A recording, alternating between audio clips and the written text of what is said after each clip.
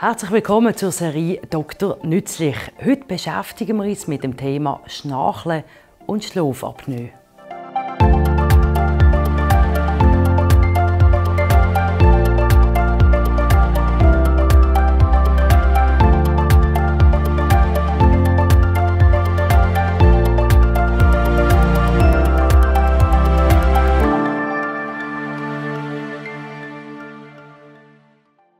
Leiden sie unter täglicher Müdigkeit, weil sie zur Nacht nicht schlafen können, weil ihre Partnerin oder ihr Partner schnarcht? Zum Thema Schnarchen befragen wir den Professor Kurt Tschopp, Chefarzt HNO am Kantonsspital Basel-Land. Mein Mann leidet unter starkem Schnarchen, was meine Nachtruhe erheblich beeinträchtigen tut. Ist das behandelbar? Gegen das Schnarchen kann man auf jeden Fall etwas machen. Wir müssen uns nur überlegen, was, und für das braucht es eine gute Abklärung. Wie läuft eine Untersuchung ab und was muss untersucht werden? Schnarchen und Schlafapnoe entstehen in den oberen Atemweg. Es braucht aus diesem Grund eine Hals-Nasen-Ohrenärztliche Untersuchung. Wir müssen sicherstellen, dass die Atmung durch die Nase ausreichend ist. Wir müssen uns die Mandeln anschauen, das Gaumensegel, das Halszäpfchen. Wir müssen schauen, wie sieht der Zungengrund und der Kehlkopf aus. Wenn ich schnarche, habe ich dann Schlafapnoe? An Schlafapnoe müssen wir denken, wenn das Schnarchen unregelmäßig ist, sehr laut ist, wenn Atempausen beobachtet werden, wenn eine Tagessymptomatik da ist, Müdigkeit tagsüber, nicht ausgeschlafen am Morgen. Wo kann Schnarchen oder eine Schlafapnoe entstehen? Eine erste Möglichkeit ist, dass die Nasenatmung behindert ist. Bereits das kann dazu führen, dass Schnarchen auftritt, gehäufte Mundatmung in der Nacht vorhanden ist. Im Bereich vom Gaumensegel, Halszäpfchen und von der Gaumenmandeln kann ebenfalls ein Hindernis entstehen und zu Schnarchen und Schlafapnoe führen. Wie kann man Schlafapnoe behandeln?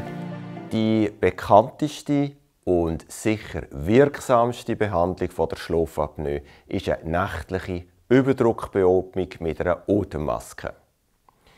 Diese Form der Behandlung wird allerdings von ungefähr der Hälfte der Patienten nicht toleriert. Gibt es Alternativen zur Schlafmaske bei Schlafapnoe und Schnarchen?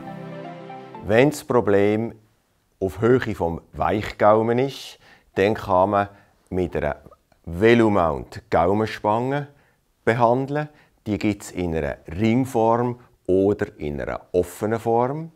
Wenn das Problem weiter unten ist, durch die zurückfallende Zunge, dann hilft es, wenn man eine Unterkiefer-Protrusionsschiene nimmt, wo der Unterkiefer zur Nacht nach vorne bewegt, indem die Zahnschiene verhindert, dass der Unterkiefer zurückfällt.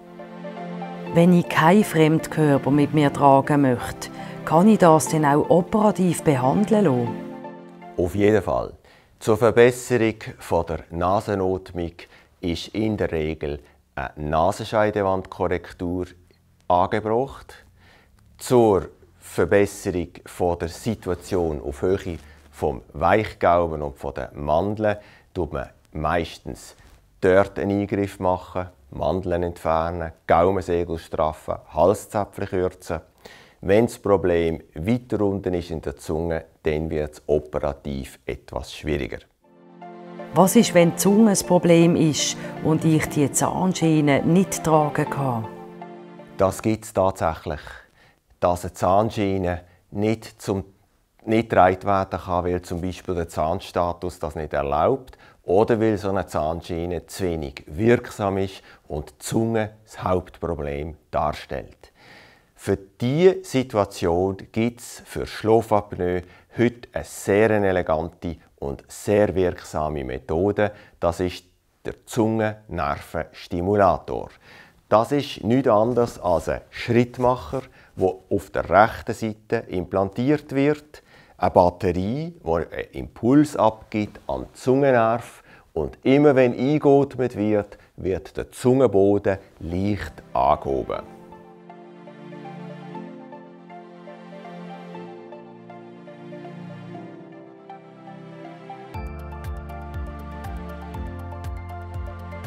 Haben Sie jetzt weitere Fragen zum Thema Schnarchen oder Schlafapnoe oder möchten Sie mehr darüber erfahren? Schreiben Sie uns Ihren Kommentar oder kontaktieren Sie uns unter dem eingeblendeten Link. Bis bald und gute Gesundheit!